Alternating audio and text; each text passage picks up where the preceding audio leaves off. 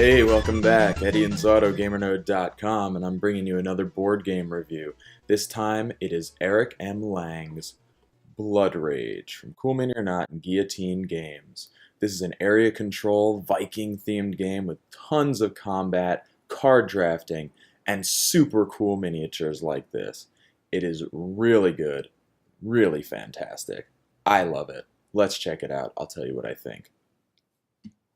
Alright, so before we even get into how the game plays, I really had to take a minute to show you how amazing these miniatures are and how well they come packaged in the box. The packaging is something that maybe a lot of people take for granted, but I really love this.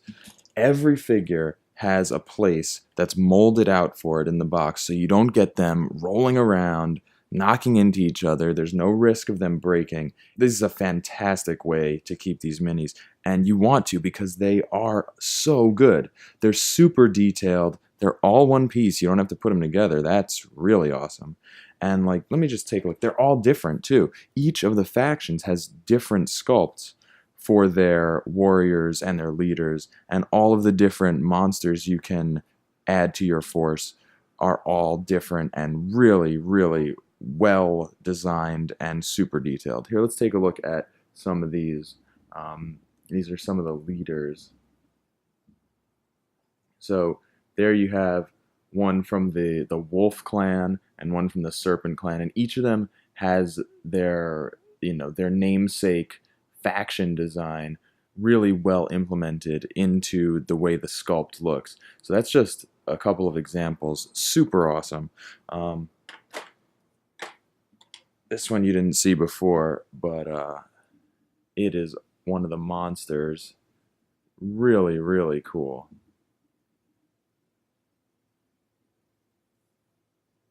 Look at that. This one you didn't get a look at before when I held him up, but it's one of those large-sized monsters that you can get from some of the cards that you draft, and just so, so cool. I mean, that's some of the best I've seen. So yeah, those are the minis. Just wanted to take a minute to take a look at that. And again, I love, love, love the way they're packed in the box. Alright, so the next couple of things we need to look at before we jump into the board and how the game plays are a few very important components to help you get through the gameplay. So this is the age track sheet. This will track your progress through the game, and the game's made up of 3 ages, each with a few phases of play. It starts out with the draft, where you gain your cards, and then you move on to the action phase, where each player will take turns playing cards and taking actions with their warriors, their leaders, and whatever monsters they've brought into their clan. And then once everyone has passed for that round, we discard down to 1 card, then we resolve any quests, and then Ragnarok happens, destroying one of the areas on the board. And each round, each figure gains a different number of points, increasing as the game progresses. And finally, we release any of your figures who have gone to Valhalla back into your possession, and after the first stage, move on to the second age, third age, and so on, and that's the end of the game at the end of the third age. The other very important component is the clan sheet, and this is where each player will track basically everything they're doing in the game.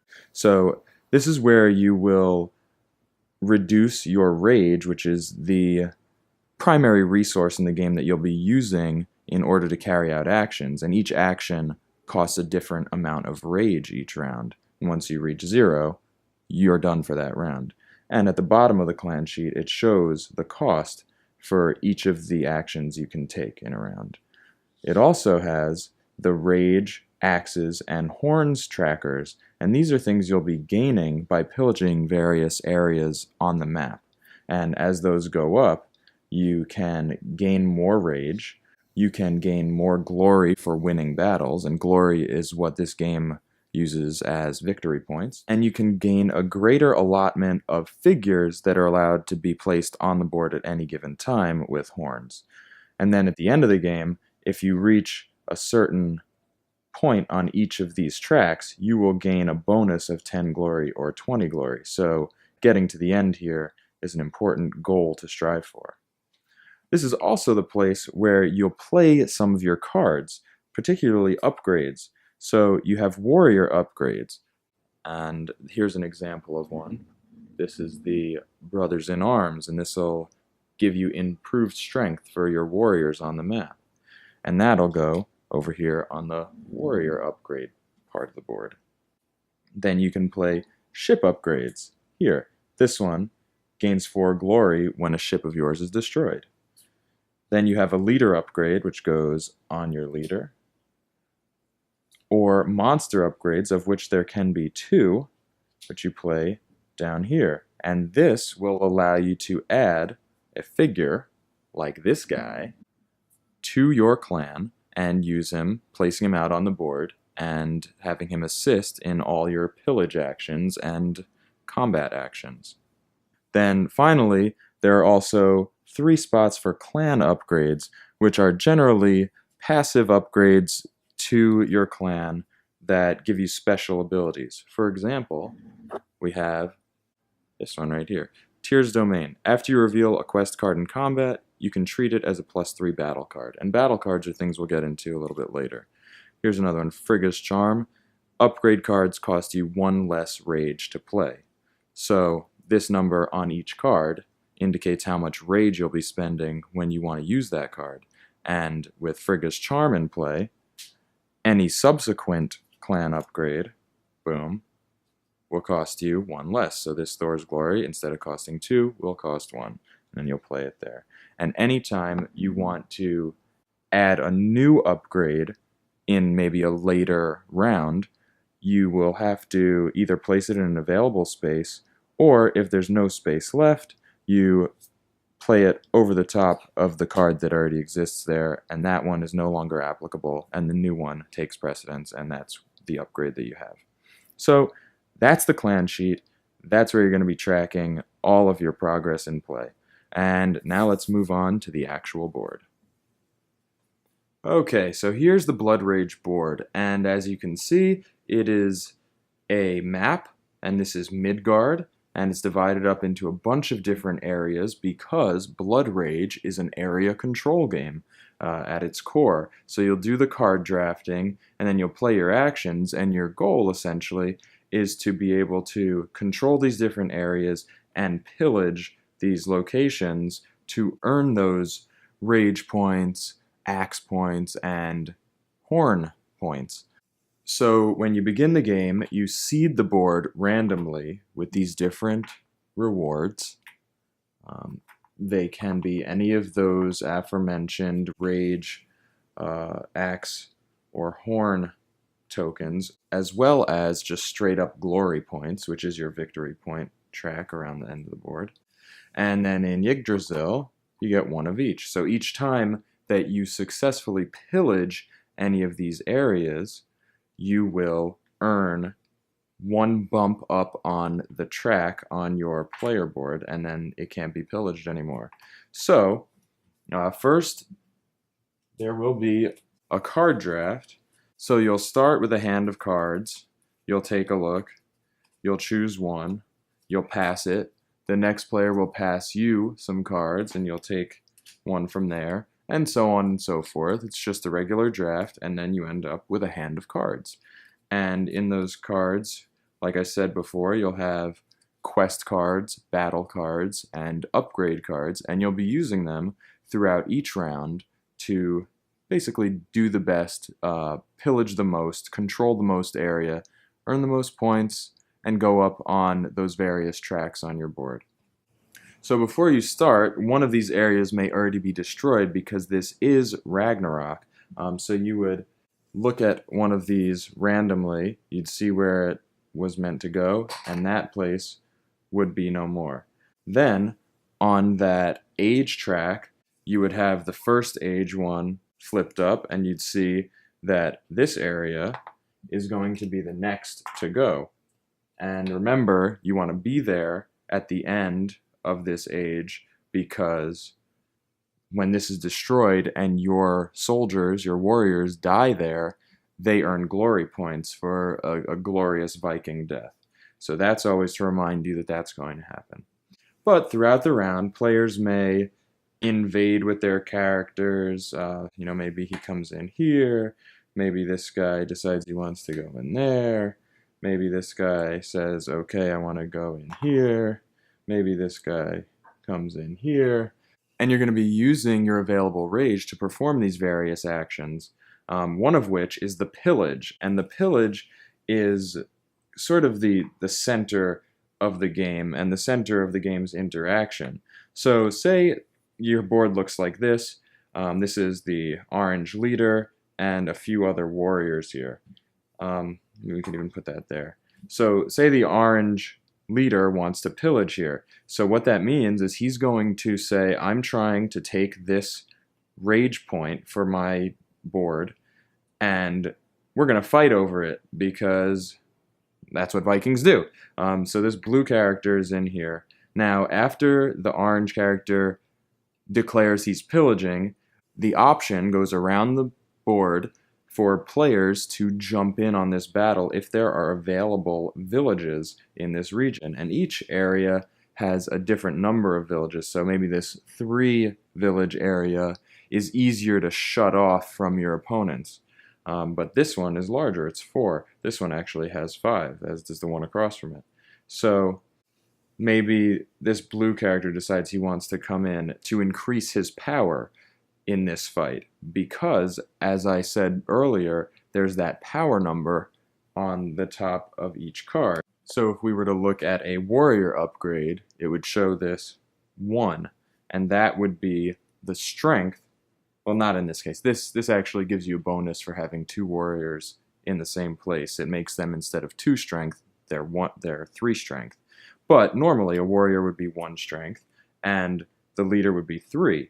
So you're trying to bolster your power here. Then maybe this brown player comes in, and that's it. There are also these fjord areas that exist between 2 regions, and in the case of a ship or the sea serpent, this area actually applies strength to both of its adjacent areas. So in this case, you would see that orange here has 3 points plus 2 points is 5, and brown has, maybe we'll make that his leader just to make it more fun, has 3, and then the blue character, presuming he had that warrior upgrade, that would also be 3. So we have 3 to 3 to 5. And now the combat resolves by players simultaneously flipping over the battle cards that I mentioned earlier. So these battle cards are designed to add strength to your clan in battle. So this is a relatively ineffective one. It's a +2, but it might be enough. They go up to 5 in this first stage, so here are a couple of them, 2, 4, 5, and these are just plain battle cards. All they're doing is adding strength. So say this was orange, this was blue, and this was brown. They'd all flip over, and brown would end up with 5 plus 3 is 8. Orange would have 3 plus 2 is 7, and blue would have 7. So brown would actually win as a result of having this great battle card. Now there are other battle cards that are a little trickier. For example, this Thor's Hammer lets you gain extra glory if you win the battle, because it doesn't give you a lot of strength.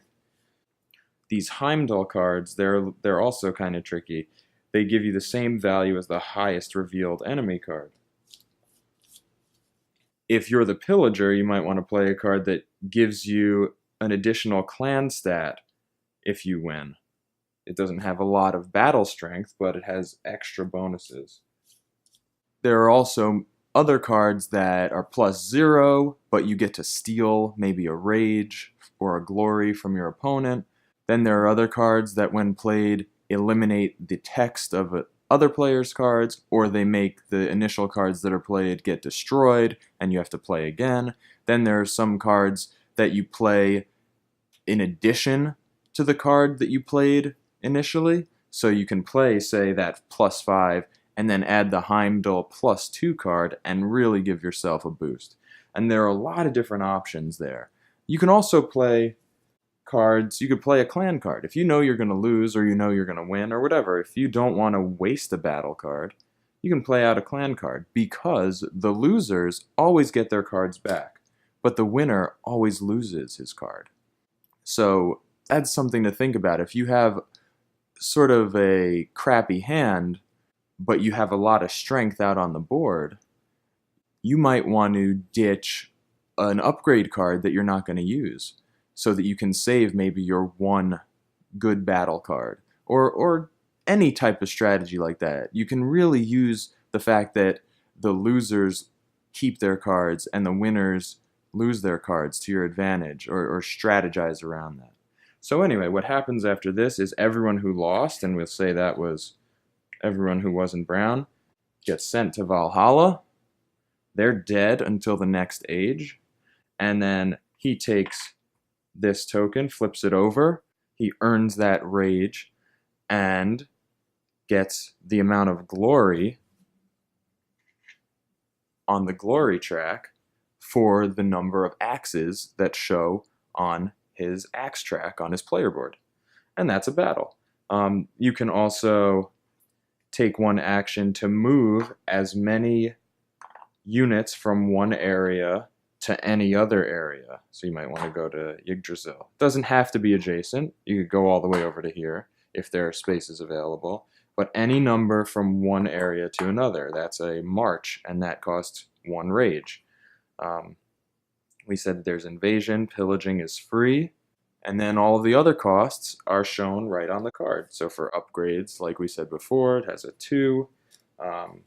The quests don't cost you anything to play, you just put them down on your board, and that's about it. When you do play those upgrade cards, though, you're able to, say I have this Lord of Hammers, when you play an upgrade, you can then invade with that particular character. So if I had, say, this Dwarf Chieftain monster, this one says, costs no rage to upgrade or invade. Boom. So you play the monster upgrade, and you add the colored base to your Dwarf Chieftain, and he invades for free when you play that upgrade.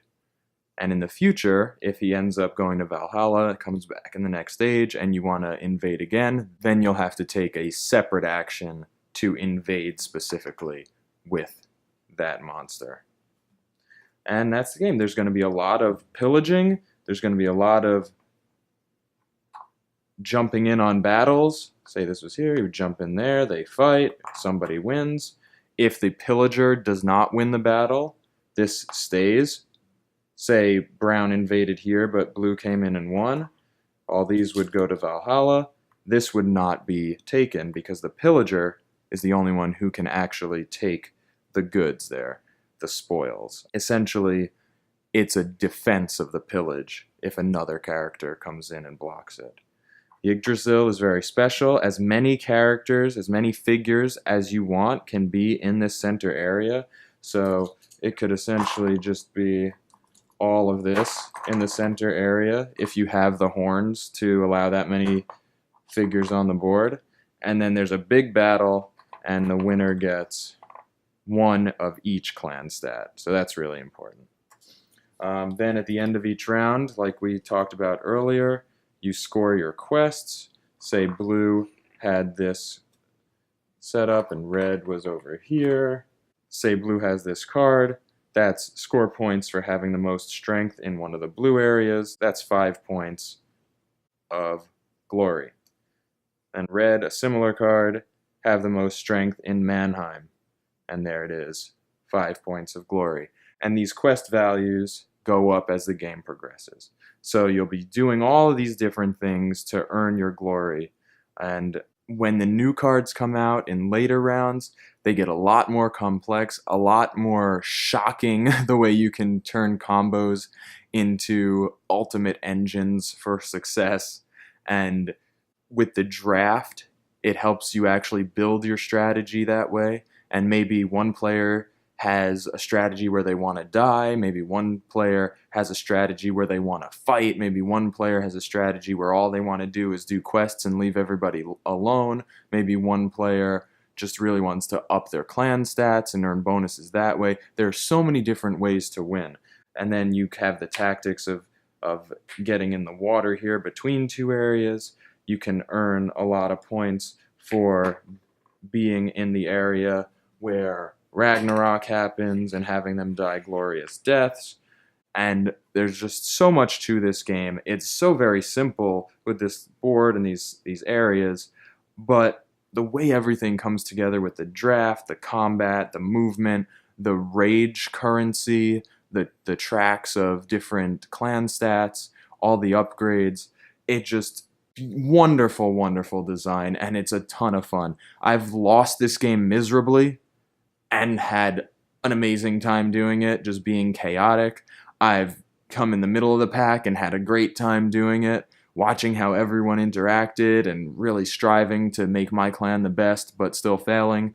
And I've dominated, and I mean, obviously that's the most fun, but yeah, I mean, no matter what, I've never not had fun playing this game. And that's the real takeaway, is that Blood Rage, it has wonderful art, it has wonderful minis, the actions you can take are great, the gameplay as a whole is great. There are some ways that you can kind of break the game by getting some of the Age 3 cards together that give you a sort of combo that makes you a little bit unstoppable, but when you're playing with other players, they're going to draft those cards away from you. Like, no one's going to let you build those things very easily. So the game balances itself despite there being so much power out there in the cards and so much that can be done out here on the map to influence who's going to win the game. I absolutely love Blood Rage. This is one of my favorite games. It's definitely a 5 out of 5 on the GamerNode scale.